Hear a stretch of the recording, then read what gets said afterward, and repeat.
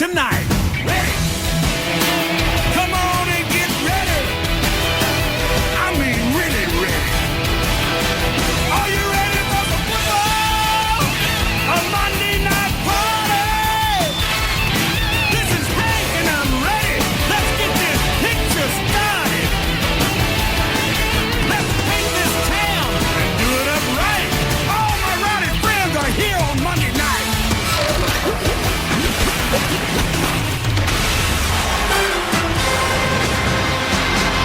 The roof is open, Dallas Cowboys Stadium, where they'll host Super Bowl 45. And the 97th meeting of the Giants and Cowboys set to kick off here on Monday Night Football.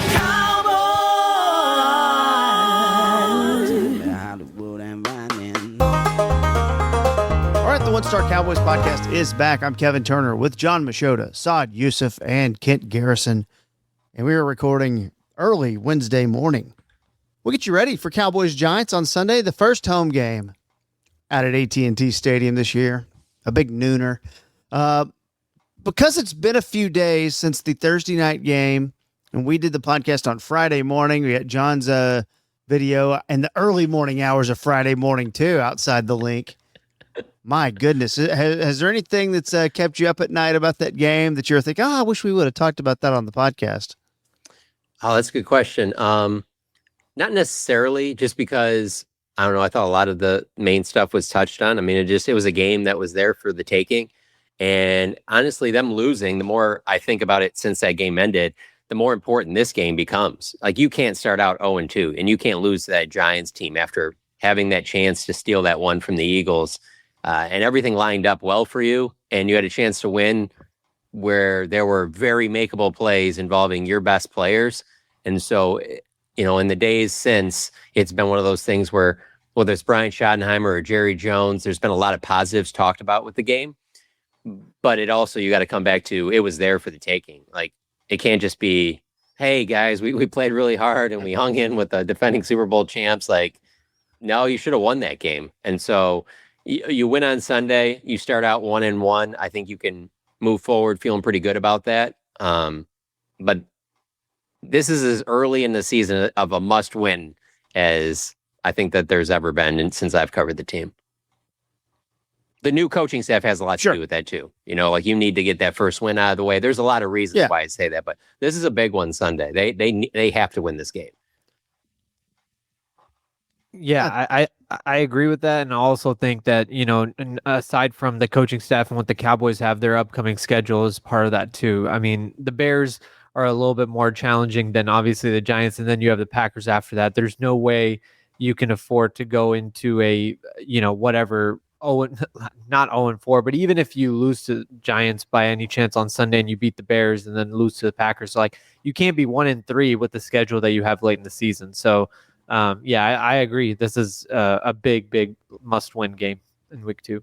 Yeah, we're feeling really bad about this thing if you lose to the Giants. And honestly, I might say that to the Bears too, because I don't know, you shouldn't do this, but it's a holistic way to look at the schedule, and you look at it by months and think, you're like, okay, if we can get out at 2-2, we're okay with that in 1 month. I think the big difference for me on those two teams, and again, we're just going off of one game, so whatever. Sure. There's a lot of things that could potentially be in the bag for the Bears. I don't know how anybody watched that Giants game and didn't go, well, this is just the same Giants that we've seen for year after year after year. 1, 2, watching other games. You want to know what was probably the biggest indictment on the Giants? How well Daniel Jones played for the Colts. I mean, it is just, it was one thing when Saquon Barkley left. Everyone's like, well, no, he's a really good player. So, and then he has basically an MVP type season. And then you see that first game with Daniel Jones, and it immediately makes you turn your head and go, maybe the Giants are the problem here. And they don't have a lot of tricks in their bag as far as I'm concerned. It's the same coaching staff that they've had there, at least the same head coach. And I don't think anybody saw anything out of Russell Wilson. Like, oh, well, no, he's going to spark this thing. That's why I'm saying, like, from what I saw in that first week, that's why I also say that this game's so important for the Cowboys, because if you can't beat that team, man, that's going to be a rough season ahead for you. Yeah, and that's like, there's not a lot of fun in previewing the Giants, although we will talk about them here in a little bit. But, man, it is also a lesson, too. If you ever think things are going bad for you as a Cowboys fan, Man, the Giants fans are not doing well. And I know they can always lean on Eli Manning, got us 2 Super Bowls, and David Tyree and all that stuff, but that's fine. And talking about the here and now, they are talking about wanting to fire the coach and GM, of course, before the season started. And then they're like, okay, so when can we do it in midseason? And having those waffling debates of, I don't know if I want to put Jackson Dart in the game because I don't want to completely ruin him because our offensive line sucks, even though we spent all this draft capital on offensive linemen. And, oh, yeah, there isn't really no vision here. And there's so much going on. I think that the best thing they have going for them right now is that Michael Strahan's on Good Morning America. Do you think that they really hang their hat on that? Yeah, that he's been able to parlay his career into some good sports analysis, into a little bit of news. I think that's been a really good thing. Hey, I'm not a morning news watching person, but I watched it last week because when we were talking to Brian Schottenheimer, I could see over up through the glass to another room that Jerry was doing his interview with Good Morning America. And so I'm like, oh, I'm obviously going to watch this. And so I had it on that next morning for a good 5 or 10 minutes before he came on. It's like, Michael Strahan is talking hardcore news over there. Like, I mean, he is not. Yeah. This is not bring this guy in for sports. I mean, who's talking hardcore news is crazy as Nate Burleson. Yeah, Lions fans might feel the same way about Nate Burleson. Sunday morning news, like real anchors type stuff. It's crazy. You know what? It's great, man. You don't try to put these guys in a box, just the same way that I believe that, you don't have to be an athlete to have an opinion, Ryan Clark. Yeah. That's quite a story as well. I mean, you can just take it up to another level, it's like I don't know. I haven't heard a lot of takes on this. I've heard that people are whatever. And I guess I can sound defensive because I never played in the NFL, but then you can just be one up by that. Because Peyton Manning could then talk to Ryan Clark and be like, well, you were never on my level of a player, so your opinion doesn't matter. I mean, it can just keep going higher. You aren't like that. I think about that sometimes when I hear Romo calling games. I'll be like, I mean, all right, Tony. All right. All right. That's okay. Enough. Okay. All right now. Yeah, let's talk about what Patrick should do in the clutch here. I mean, yeah. Let's get back to where we are. What's going to happen on this play? Let's go back to what works. Now let's call the play. Jim. Boy, it's weird. Okay, so I a couple things I wanted to hit. They're around the league type things, but it's definitely Cowboys relevant for sure. We'll start with you on this one, Saad. Did you have any thoughts on the Eagles trading for Tank Bigsby yesterday? No, I mean it's round pick. It's a fine in-season trade, a good depth move. I think the point that they made is relevant, and the Cowboys already have their guy on the kick return with Conte Turpin. But with these new rules, there is an added emphasis and added value to someone who's able to be a kick returner, and that is something that Bigsby brings to their roster as well. So I don't think it's just a running back thing, and obviously Saquon has had his injury issues in the past, not last year, but has had that. So I think if you're adding the kick return value and the running back, that's the kind of move that, you should always be doing whenever you have the opportunity, because the back of your roster or the back of the draft is always something that, is not super valuable in terms of, not making a move right now to help out. So I thought it was a good move. Yeah, they've been talking up Shipley a lot, and then AJ Dillon, ripped off a decent run the other night. It felt like a strange trade to make. It made sense for Jacksonville, I think, considering what they have on their roster. But I don't know. The Eagles always find a way to have 4 running backs on their team. That's a position they clearly care about. Based on that's something I was thinking I should have done. I think I'm going to go back to really get ready for Cowboys and Giants. I'm going to go back and watch those clips from Hard Knocks where the Giants front office is just kind of crapping on Saquon Barkley. I think that'll be a real good primer for this game. The Eagles do care about the position. I thought that was some pretty interesting remarks from Brian Schottenheimer on Jaden Blue. What were your thoughts on that, John? I agree. Because we're still in the early stages of Brian Schottenheimer as head coach, and when I say that, I mean there's still new things that come up that we don't know how he's going to handle. Where when you have 5 years of Mike McCarthy, 9.5 of Jason Garrett, there's certain things that when they happen, you are like, well, I know how he's going to answer this question because that's how he's handled this. And so whether it's Jaden Blue or Mozzie Smith or anybody that there's questions about, he goes right to the inconsistency line, that he needs to see more consistency. And so that's pretty smart. That's a good way of handling for a head coach, because that can be anything. That can be consistency in the meeting rooms, consistency in your play on the practice field, consistency in just knowing the playbook, consistency in, who knows, showing up on time. I mean, it could be anything. And so that is a little umbrella that he can put a lot of different things in, and just because he says there's, Mozzie Smith needs to be more consistent and Jaden Blue needs to be more consistent, he's not getting into the exact differences, but they both have not been consistent enough to not only not play in the game, but to not even be active, which is pretty interesting, because both players in both situations, they're not exactly at positions where you're like, oh, well, there's just so much talent there. They just can't break the 46 on game day, And so that's what he's going to continue to say. But I just think Jaden Blue is such a good compliment to Javonte Williams that I find it hard to believe that they're going to keep this going for, like, we're in week 4 and he's still the inactive running back. I think they're going to have to get him out there eventually. And just what he'll bring big play wise, I think that will be too much for them to keep on the sidelines. But then again, I say that, and if he doesn't know the plays, and I'm not saying that that's what it is, but I'm just giving you an example.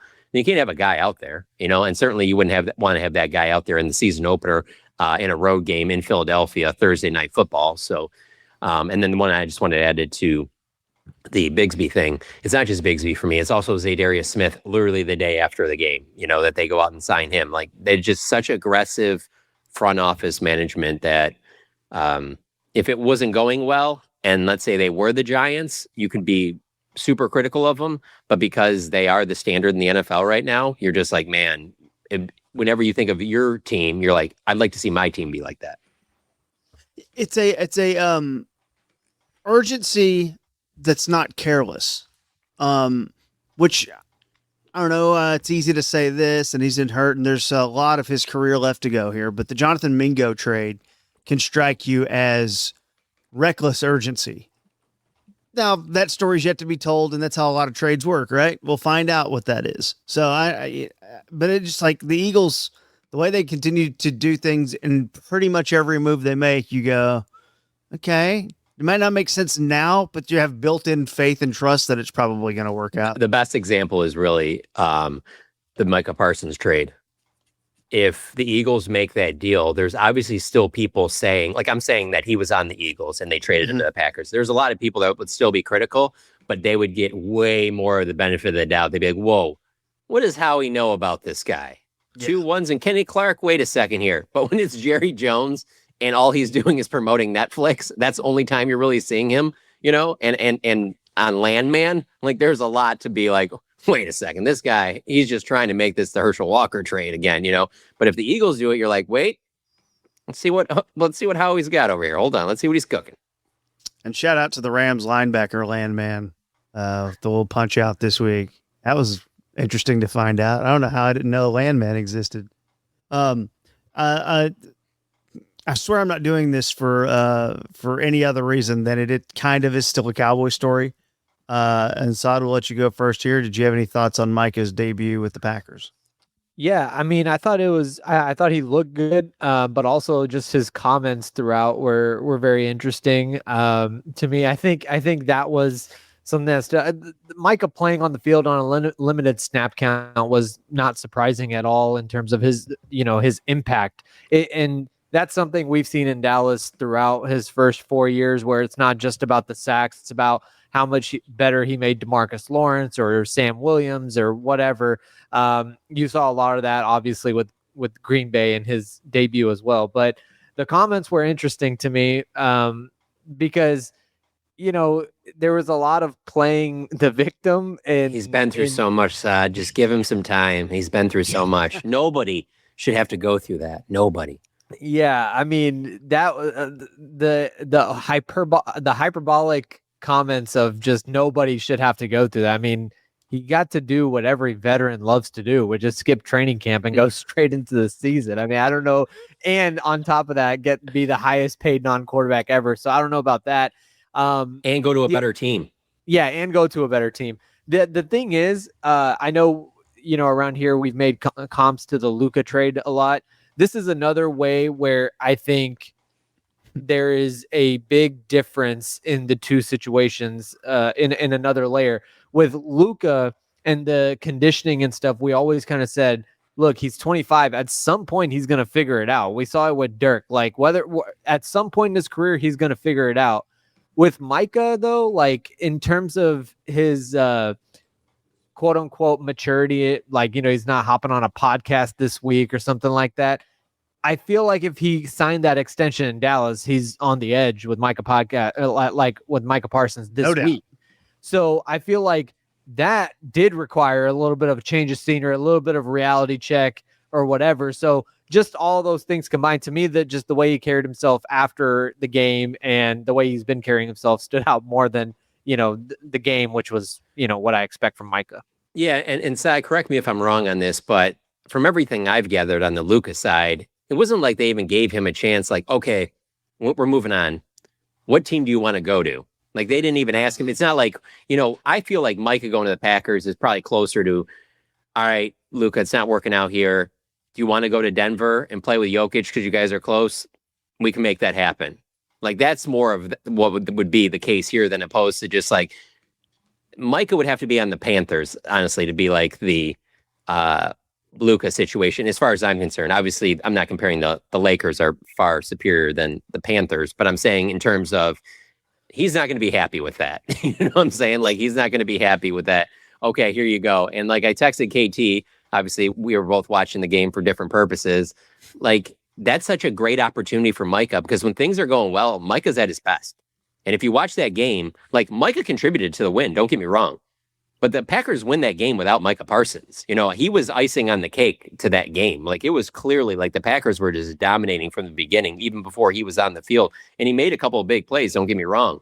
But like, anybody that thinks that they won that game or they were dominant because they had Micah Parsons was not watching that game. Like, they were just, that Packers team, I will say, adding Micah Parsons might have added some extra juice to the team, some extra confidence. That was, they played with a ton of confidence. That's the most I've seen from the Packers in a while. So there a lot of those things factor in. And then also just the fact that it's 65 in Green Bay.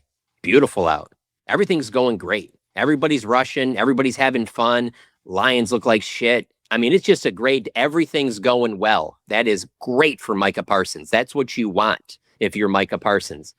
Now, even in that game, as Cowboys fans have seen throughout his time in Dallas, now he isn't going to be inside. He's going to be outside. And I don't know the exacts on this. I know that there are people that keep stats on this, but like, outside of Aiden Hutchinson and maybe another player, nobody gets doubled and chipped more than Micah Parsons.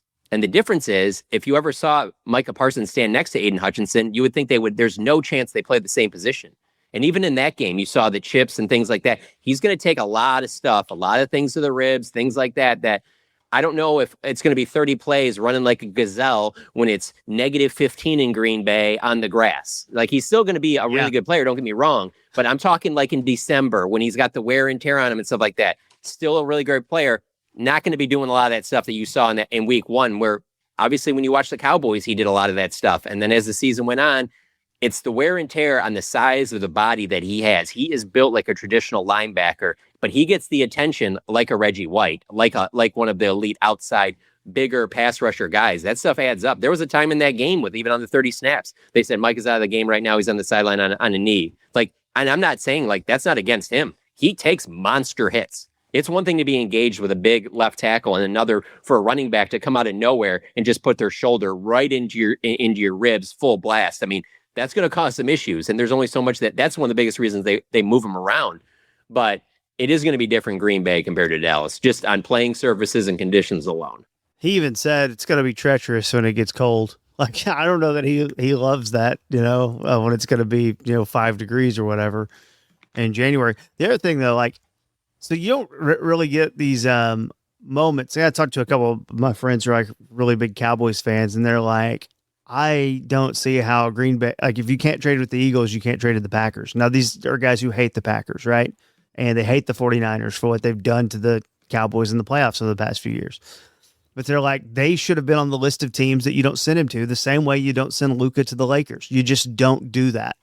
And It's not even a big list either. It's like 4 or 5 teams, and it's not even about that. To me, it's not even about rivalries. It's you look at the depth charts of all the teams in the NFC. Okay. Mm-hmm. Now there have been reports out since that an AFC team didn't even make an offer. I don't know if that's true or not, but that's what's out there. It's literally there's 4 teams you don't trade them to. It's the Eagles. Well, actually 5. You don't trade them to Washington or Philadelphia. Detroit, San Francisco, and Green Bay, because those are all, to me, the most talented teams in the NFC and look like they're lined up to be that way for the next, really, Micah's contract. And the draft capital as well. Right. Back in the, ideal. I mean, you have to predict these things out or whatever, but you're seeing that. I guess San Francisco hypothetically could end up with a very low pick. But again, I'm a pretty big believer in that. But again, Jerry comes out in the press conference and said there's 16 teams on there. There were about 8 teams who could have made that trade without moving money around in other ways really quickly. There were only 8 teams, and a lot of those teams were AFC teams. But you had to get the defensive tackle and Kenny Clark. I thought it was an interesting comment from Nance and Romo talking about their meeting with Dan Campbell. I think this was gamesmanship from Dan Campbell, but Dan Campbell was talking about how he was excited about the trade because Kenny Clark was out of there. Now that might just be doing the pregame interview. There's some detail that needs to be added to that. Doesn't say that last year. The weakness by far of that Lions team is the interior of that offensive line because of the guys that have left. That's why he said that. He would not have said that last year. But their strength is their tackles. And so, but I mean, even of their strength, I mean, you saw in that game, Penei Sewell is a great right tackle. Micah one-on-one with Penei Sewell has no problem winning that matchup. Yeah. Well, and this is where, like, all of this trade, like, there's a lot of things going on here, but Micah was so important to what the Cowboys did, where you remove him, can you be okay? We'll find out. The Packers have been one guy away for years. I mean, they wanted to make the Khalil Mack trade, but the board of directors there voted against it. Like, the president was ready to make the trade, but they've got a whole board of people on there like, nah, let's not. And they're Did you get a vote on that? I don't. I wish they do. They would. I haven't been promoted to the board yet. I mean, you could easily have just be a little text thing where you just vote amongst all of the people that want to vote. Not all the owners have to vote, but you just get a chance to text in yours, and they take all those and they factor them in, and that counts as one vote. That's the fan/ownership vote. Yeah. That should be somewhere in there. But then there's voter fraud. That's true. Good point. You got to be careful when it comes to that. But you don't need certain people, certain owners voting 6, 7, 8, 9, 10, 15, 20, 50 times. You need them. You need this to be a fair and balanced vote for the fan vote, the fan/owner vote. And I'm not putting this. There are people in the Cowboys organization who knew Micah's going to go there and he's going to ball out, and they're probably going to be really good. How does that not weigh into what you're getting back at the end of the first round? Because, I mean, when that trade happened, the one reason I was like, okay, this is going to be way different is because the Packers have a bunch of guys because they're benefited from the Aaron Rodgers and the Devontae Adams trades. They've had a bunch of first and second round picks. They are loaded. The only way this makes sense is if they're like for certain that it's not going to work because of something with Micah off the field. And it's like the whole Trojan horse. They're like, no. Send him in there. Burn him down. That's the only way that in the end, and we won't know this for like 5 years or so, but that would be the only way where you'd look back and be like, you know what? That old man knew exactly what he was doing. Dude, in my read on this, just following people a little bit, just kind of checking things out. In Green Bay, Micah Parsons can have the key to the car and he can do whatever he wants. He is the mayor of the town. Rarely do you see in football where a player, and granted, he was on a pitch count, of course, where a player gets to come into the game in the middle of the game after not contributing on a couple of plays, just kind of for his big arrival moment, and the crowd can have a standing ovation. Like, that hardly ever happens. It happens in basketball. Some, a guy subs in, but usually that guy starts, right? So it's kind of strange that there's just a big, to copy McCarthy, mojo moment going on there in Green Bay right now. And I think what Packers fans should know is it's not as good as you think. And what Cowboys fans, I think everything's more towards the middle as usual than we think. There's not these extremes. Because again, a lot of the defensive teammates that you've seen from the Cowboys, or at least you've seen quotes, and you guys are in there all the time. There's a lot of guys that are pretty butthurt about it, or at least were for a minute, or at least comments publicly, and maybe they're just saying that. You traded away my best friend, or you traded away my big brother, blah, blah, blah. Other than Diggs, who do you think is like that? Overshone said a couple things, but that was social media, so yeah. Because he's probably not talking, I guess, much right now. Sam Williams the other day, I saw that, and I believe that was in your article, John. His comment was pretty interesting. With the on the Cowboys documentary, it's funny to see Troy and Emmett and all those guys talk about Troy and Michael Irvin. Don't ask me about Emmett. It's wild to see a player like Sam Williams be like, "Don't ask me about Micah." Like I don't know, Sam. I think we can kind of ask you that. Like it's a part of the story right now. But I don't know. It's kind of your job to replace him. So I know the fans are very annoyed about bringing up Micah and talking about Micah, and I get that, but it's not going to go away with them playing them in week 4. I'm just going to tell you that right now. No, that's his Super Bowl. You know what? Go beat him. I'm just not. We don't know this is a bad team. We all came away feeling very moral, like if we got a moral victory after Thursday night, though. So it's kind of wild. But yeah, I think there was that feeling, but by week 4 we'll have a better idea of who the Cowboys are and kind of expectations for that going into the Micah game, and I think that'll shape a little bit of kind of how we feel about the Micah trade.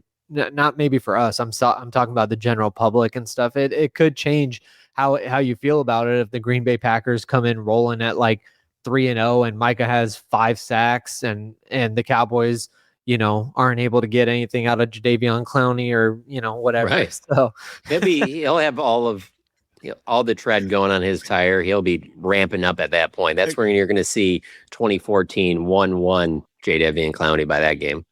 Yeah. Saad, you're a genius because that's where I was going. Should we address this report that Jadeveon Clowney's in for a visit?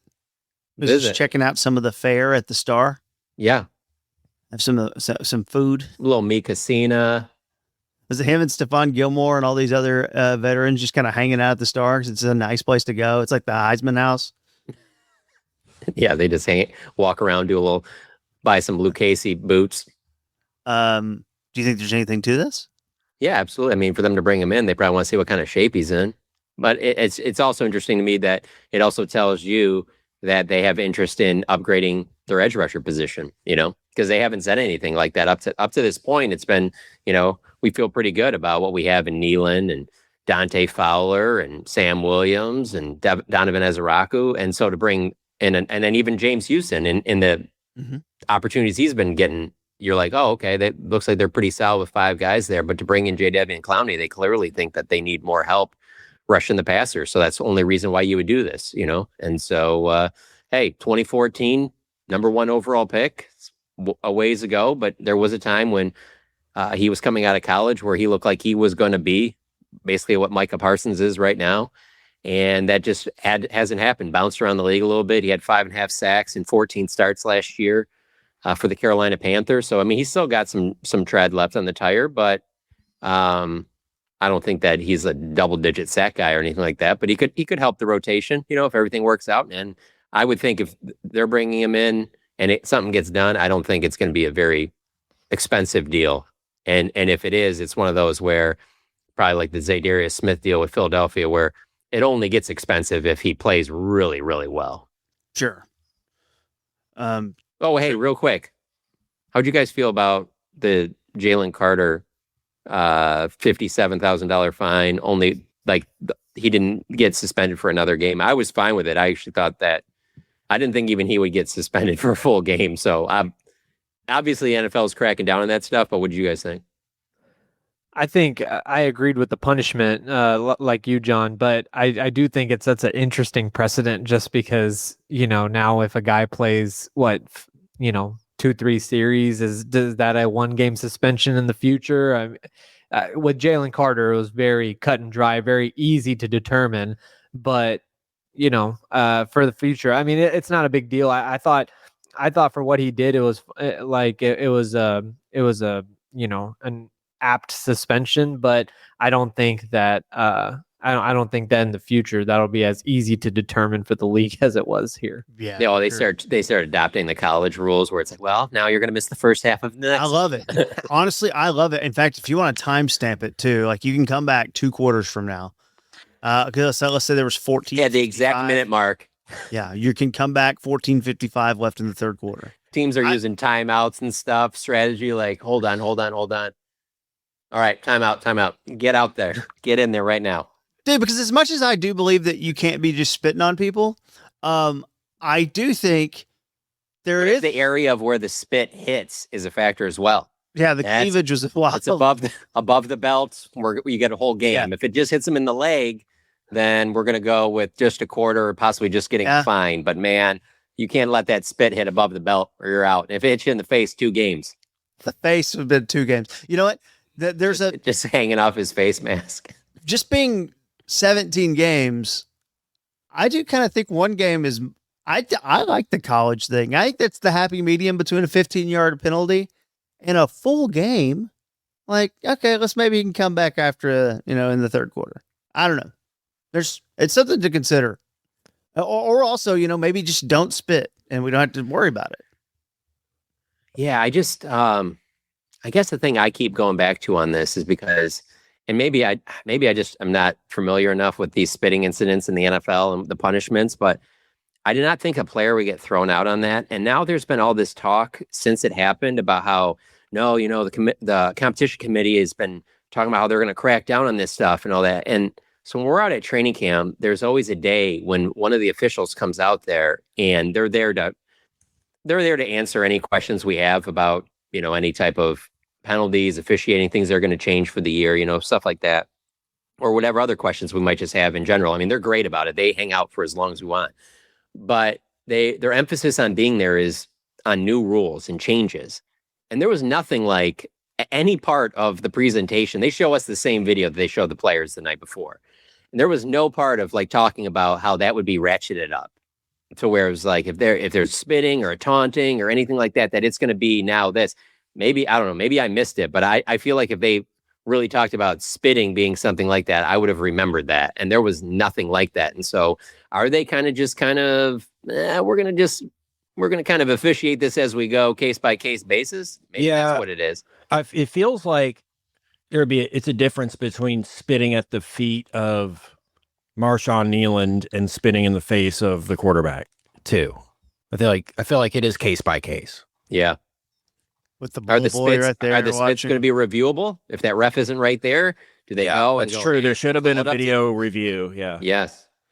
Honestly, that sounds pretty dope. If we're reviewing spits, or it sounds terrible. Also, weirdly, I don't know. So Jadavion certainly brought the Haktua girl into Cowboys coverage for a couple days. Trivia question. Can you name the teams Jadeveon Clowney has played for without looking at any research? There's no way I would get all of them. There's some randoms in there. Yeah. 6. Man, obviously Houston, Carolina. 2. Cleveland. 3. Yeah. Seattle. 4. Yeah, I remember that. You got 3 strikes to work with. I'm done. I'm going with Raiders. Nope. Strike 1. Dang. That does sound like a Raiders move. Wait, what do we have so far? Texans, Seahawks, Browns, Panthers. Yeah, I don't really have anything other than that. 2 strikes remaining to play with, boys. Jets? Nope. Strike 2. AFC or NFC? AFC. Patriots. Incorrect. Ravens, No. Titans. Oh yeah. I knew Baltimore. Yeah, I knew Baltimore, but I Baltimore. forgot about Titans. Yeah, he went through a little COVID year 2020 with the Titans. Everyone liked to go to Tennessee during COVID. So his best 9.5 sacks in Baltimore in 2023. That's not that long ago. Mm-hmm. And it is crazy that he has never had a double-digit sack season. I mean, we go back to. I'm just trying to think off the top of my head, so I could be forgetting somebody. I can't think of a more obvious 1-1 pass rusher coming out of college since him. Myles Garrett. Okay. Yeah, Myles Garrett would be the other one, but that's Even That's Myles it. Garrett, I don't even know if Myles Garrett had the nasty wow plays of Jay Divian and Clowney. No. Where you're just like, this is gonna be Viral, just. Honestly, he was the DN version of Kyle Pitts, where you're just like, oh, he's going to do some wild stuff that we've never even seen at the position, and it just never really happened. I also think that one play though was so big and so crazy in college that, Yeah, against Michigan. Yeah, that one was so big that it kind of took a life on its own. That's before things were just rolling viral on social media. That one It was truly went viral. It was, but throughout his time at South Carolina, he would have just these violent rushes where you're just like, and he was kind of like the way he was built, his athleticism. You're like, he's kind of like a LeBron James of pass rushers, where you're just like, oh my God, when he gets in the NFL, he is just gonna. Honestly, he should be in the NFL to the defensive end position what Derrick Henry has been to the running back position. That's that's the impact I thought he would have, where you're like, oh no, what he's doing right now will absolutely carry over, and he might not even have scratched the surface on what he could be. And he's still been a good NFL player, don't get me wrong, but he has not reached what I thought he would be. like Kyle. Yeah, it's to me it kind of reminds me of Reggie Bush, where I thought Reggie Bush was going to come in and just be so dynamic and so crazy. But then he ended up being a solid player for a long time. It just wasn't what you thought it was going to be. I did remember there being questions about him that last year, and I think it's because he kind of bubble wrapped himself a little bit, because I looked it up. I didn't know this at the top of my head, but he had 13 sacks his sophomore year. And then his junior year, the year before he came out, he had 3 sacks. But he's like, yeah, I'm the clear number 1 pick after my 13 sack sophomore year. I don't need to really get involved that much. And guess what? Everyone's paying attention to me. In South Carolina, it's not like we have a ton of players. Yeah. Number 1 thing that would cause you to lose sleep at night from the New York Giants. We'll start with you, John. Oh, it's Malik Neighbors. I mean, if he has an accurate passer, he is a game wrecker. He's their best receiver since Odell Beckham. He is their CeeDee Lamb, but I just don't think he has the quarterback play to really fully show off what he is. But he is the one thing for me, certainly on offense. There's some stuff on defense, no question, but I know you guys will probably talk about that. But Malik Neighbors is one for me. Yeah, I was going to go on the other side with Dexter Lawrence and, their defensive front situation in general, just because I think the Cowboys' offensive line is, I feel solid about it. I feel good about it, but, it's still early in the season and it was only 1 game without Jalen Carter. So, still some question marks there. So I think the interior, but overall whole defensive front for the Giants is kind of what I would point to. Yeah, no doubt. I mean, you look at all of it, Brian Burns, Abdul Carter, Thibodeau. I mean, God, they got dudes on the defensive line that could cause a problem on the offensive line. So offensive line, I think we ended up feeling pretty good about the offensive line after Thursday night. Let's go do it again. And then, the other one I was thinking about a little bit. Oh, Cam Scatterbo? Sorry. Well, Tyrone Tracy, stop the run again. Saquon Barkley did not just run all over the Cowboys. And I think that's a positive thing. It felt like it in the first half when you couldn't stop them. But it's not like he was just ripping off 7 yards of carry and, now the Jalen Hurts aspect of all that's different. But I think we all came away from that game happy with the adjustments, wishing the adjustments would have happened faster, but happy with some of the adjustments that were made. And just like this feeling of, by the way, we never overreact to week 1, but just this overall feeling of, okay, maybe it's not as doomed as it felt like at halftime. Let's just, stop the run again. And I think that's something that's very possible because Kenny Clark is that type of player and can be that type of player to really help that out and make everyone else around him a little bit better too. Marshawn Nealon was so good Thursday night. I mean, he was probably my favorite player on defense to watch. He was awesome. So all that, I don't think any of us are too worried about this game. If y'all would like to, is there anything else on the game that you'd like to discuss? I mean, it's the Giants. I've listened to a lot of Giants content the last couple of days too, and it is a full-on bitch session. I mean, it is fire the coach, fire the GM. It's amazing how they have no clue what their franchise is going to be. They're calling for Jameis to start because they're worried that Jackson Dart would be ruined by the offensive line. They don't even want to see Russell Wilson get a second game. He just got there. Dude, How about the coach not saying right after the game that he's the starter? Like I don't have any time for, oh, well, it was quick right after the game. Like, exactly. Like when it's a franchise quarterback, nobody's asking you about the, backup left guard situation. And there could be an injury that you need to whatever. It's your franchise quarterback. He didn't get hurt in the game. For you to sit there and not even definitively say that right after spoke volumes to me. And I'm saying this part as just a NFL fan, not as a reporter or trying to look at this any scientific way or anything like that. I would want to see Jameis Winston starting way more than Russell Wilson. I mean, in that situation where this isn't even like, you're not really trying to bridge a gap. Like you're not trying bridge a gap in terms of like, you're in a contending window and then we're going to try to get to the next guy. This isn't that situation where you're trying to get the last bit out of Phillip Rivers or Matt Ryan if you're Indianapolis or something like that. To me, like I would go with Jameis Winston. Have some, like, dude seems like he's a really good dude, would help Jackson Dart and things like that. And I'm not saying that that's not the case with Russell Wilson because I don't know, but I would much rather have Jameis. If Jameis was starting on Sunday, that would be awesome. And they might even have some feelings like that, but I just think that for a head coach who, if isn't number one on the, next possible coach to be fired, he's probably not. It's probably Mike McDaniel, but he's in the conversation. I almost look at those quarterbacks that he has as like different cards to play. Like, hold on. we can't play that Jameis Winston card yet. If that doesn't work in week 2, I might be out by week 3. We got to slow play this. And then by week 4 or 5, I get into Jackson Dart. That buys me a little more of a window that I got a young quarterback, whatever. So I think some of that factors in on the whole, like, no. Russell Wilson, let's give him another week. We can't go to our next panic card quite yet. Looking at picks from last week, our leading football expert is Kent Garrison, 2-0-1 on the week. John and Saad, good job, 1-1-1, and I was 0-2-1.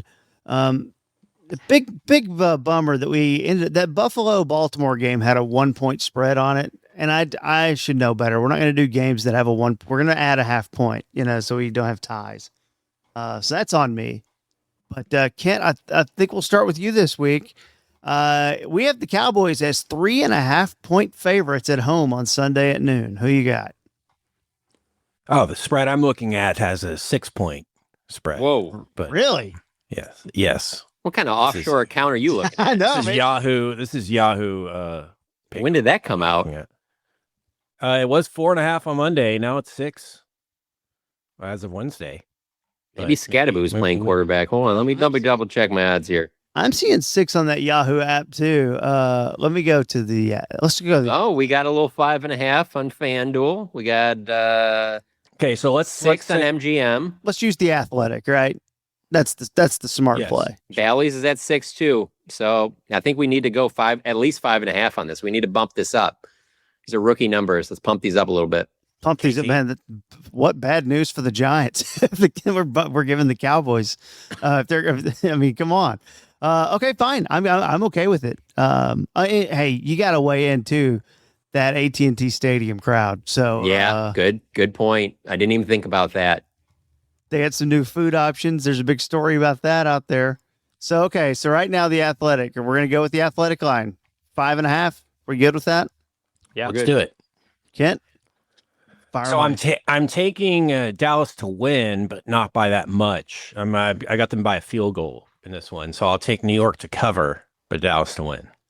New York plus 5.5. I will take Dallas getting the easy win. Over to John. I will too. I mean, this wasn't going to be really part of my initial prediction, but when you mentioned that crowd and just how raucous it's going to be in there, I don't know how you go against Cowboys. Home opener. I mean, Miller Lite Club. It's going to be insane. Noon game. Oh, fans love this stuff. Give me the Cowboys 27-20. And Saad? Yeah, I'm banging the over on the Cowboys as well. All right. I think CeeDee Lamb's going to have a really big game.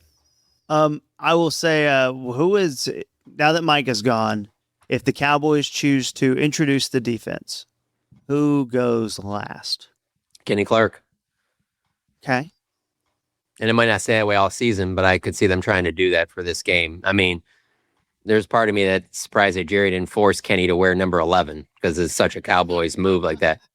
I asked Donovan Ezeraku. Been amazing. I asked Donovan Ezeraku the last time we talked to him in the locker room, so it had been like 2 days before the Eagles game, because I did not think he would stick with 41. 41 all throughout camp, and that was just screaming to me that there's no way that'll be his number. I mean, it was one of the biggest surprises.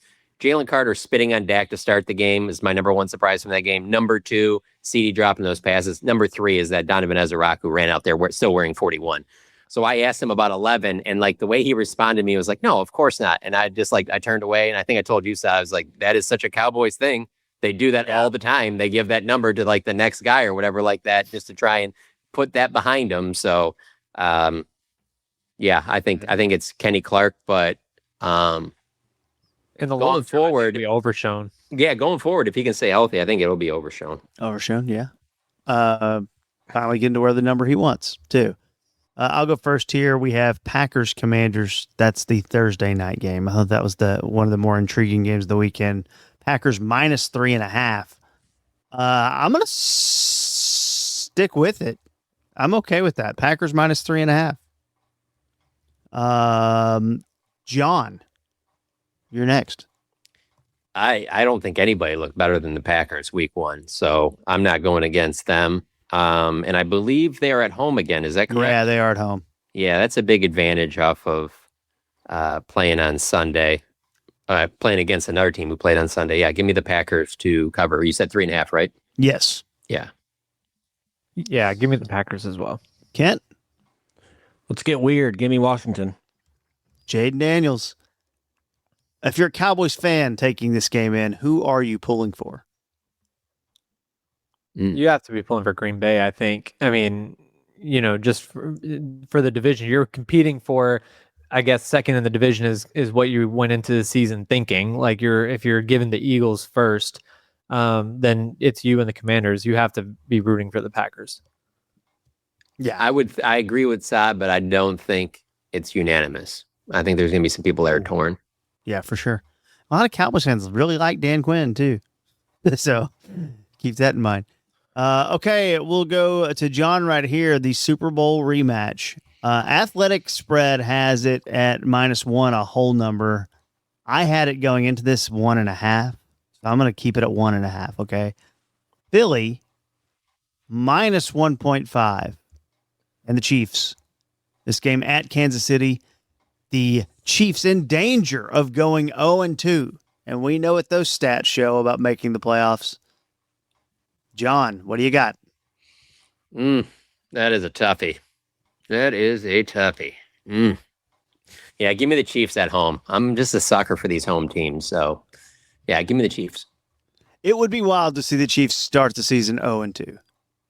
It would, but it also wouldn't be wild for them to be a team that calmly goes on like a 7-8 game winning streak either, and you just completely forget about it. So I just think now that we know that the wedding's happening, I just think it's too many distractions to overcome. Oof, I didn't even think about that. Let me change my pick. No, I'm sticking with that. Chiefs. Saad? Yeah, give me the Chiefs. I think it's one time in the last 3 years that they've lost back-to-back games, and that came late in 2023 to Green Bay and I think Baltimore or something. I forgot, but yeah. So I don't see them losing back-to-back. So give me the Chiefs. Kent? Kansas City. So I'll be the one guy to do it. I'll send this one out to my good friends, Dennis and Mac and Sweet D and Charlie, Frank Reynolds. Philly -1.5 for me, even though they looked pretty sloppy the other night, and they'd be the first to tell you that. I don't know if it was talked about enough. It probably wasn't because we really don't focus on the Eagles, but I think it was 4 targets combined for Devontae and AJ. I mean, That's wild. We're back to what they did That's last fine. year. They If don't want him throwing the ball. If Saquon Barkley went for 200 yards against the Cowboys and then ended up being, you'd be like, oh, I get that, but that was stunning to me. No doubt. And it's like, is this Deron Bland and Trayvon Diggs getting the credit? I mean, the big pass play was the bomb to Dotson. Which was a great throw. Everything about it. When that play happened, I was like, oh, we're about to see more of this going forward. I will never forget that the year they won the Super Bowl last year, but this will be a thing that I'm telling my grandkids about one day, is that they took the ball out of the hands of their quarterback through basically the middle 2 months of the season. Like, Kellen Moore was not allowing Jalen Hurts to throw like in October and November of last year. And all of a sudden they found a way because they don't love him throwing. And that's not his strength, clearly, but that was wild stats. I mean, not as wild as the 4 drops from CeeDee Lamb, I guess, after having just 7 last year. By the way, feels like CeeDee Lamb revenge tour Sunday. I mean, let's go 10 catches, 200 yards. That's what he should have had in that game. Yeah, no doubt. Yeah, so 15, boy, double it, 20 catches. Yeah. What's the record for most receptions in a game? It's got to be in the 20s for sure. If I'm not mistaken, it's that TO game, maybe Jerry Rice's last game. I think TO had like 20 or something. I have it. I pulled it up. You are right, side. That's number 2. Someone beat it. Damn. It was TO who had 20. Someone beat it in 2009. That's crazy. 21? I thought it'd be more than that. I really did. 21, Brandon Marshall. Oh. And guess who we caught him from? Former Cowboy great Kyle Orton. Hey, what about that tie for 3rd spot at 18? There's several players, one of which is Jason Witten. Witten? Wow, okay. Witten at 18 in the game. A tight end would make sense. Or the other names? I don't, and honestly, to bring it back to the Cowboys, I don't think that will happen with CD in terms of, I don't think he gets another 13 to 15 targets in this game. I still think he will have the most. I think it's 9 or 10. I see this game as being one where they get George Pickens more involved. That'd be good. I would enjoy that. Get that timing right with that. By the way, Brandon Marshall tied with Jason Witten and Keenan Allen at 18 there. The big note to me, though, that really jumps out is at 6th on the list, also tied. Tom Fears, 1950, caught 18 passes in a game.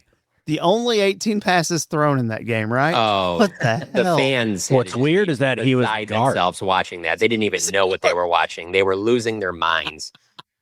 Yeah. This isn't the football I grew up on. What are they doing out there? They found a matchup. Let's get the guard split out. I told you this would happen when they allowed that forward pass. This is terrible. This is garbage. Also, by the way, hey, real quick. So they aired like 3.5 minutes of Jerry's interview on Good Morning America, but it's like 35 minutes. They put the whole deal on YouTube, and a loser like myself watched it a couple nights ago. Okay. So there's a part in there when Jerry talks about like the glitz and glamour of the NFL and being a salesman in that, where he says, nobody just wants to watch a couple of 300-pounders hit each other. You got to get in there and spice it up a little bit. And that's what the NFL does. I'm just like, okay, if you say so. Like, I think that there's a good balance in the NFL to where it's not just, I guess the Pac-12 where you're just throwing it all the time, or at least what the Pac-12 used to be. And then a balance between both. I don't think of it as just like, well, we got to just almost like what the way he was talking made me think of like the original XFL. Like, well, we got to do some wild stuff in here to kind of spruce it up. It's like, I don't think of the NFL like that, but I guess maybe older folks that look at it that way on the spitting and the taunting. I can't even watch this. Spitting and taunting and groping. All right, this has been the One Star Cowboys podcast. Follow John and Sod over at The Athletic. They're doing great work. Give your guy Kent a follow as well. He does that Mad About Movies podcast. I do want to tell you, we have some news coming soon. We're going to be partnering with a company called Haymaker. It's a new sports video network right here in DFW. And we'll be going full video in the coming weeks. There's big developments on that. It's all happening, and we're just kind of waiting to get more news as well. But you could help us out. Follow at Haymaker Network on Twitter and Instagram. It's at Haymaker Network. And this will be coming to your eyes and ears a little bit later in the football season. So the One Star Cowboys podcast will be going to Haymaker in a couple weeks. It's probably nothing you heard much about. You will soon. You'll also get to see some videos of us doing these podcasts and things like that. That is coming soon. Hopefully, we're going to get that started around week 4, but we might need another week or so. A big studio being built. A lot of stuff happening. So that'll be happening. Look out for that. We will talk to you Sunday after the game. Hope everyone has a great week, and we'll talk to you soon on the One Star Cowboys podcast. I don't have time to have a bad time. It ain't on my schedule.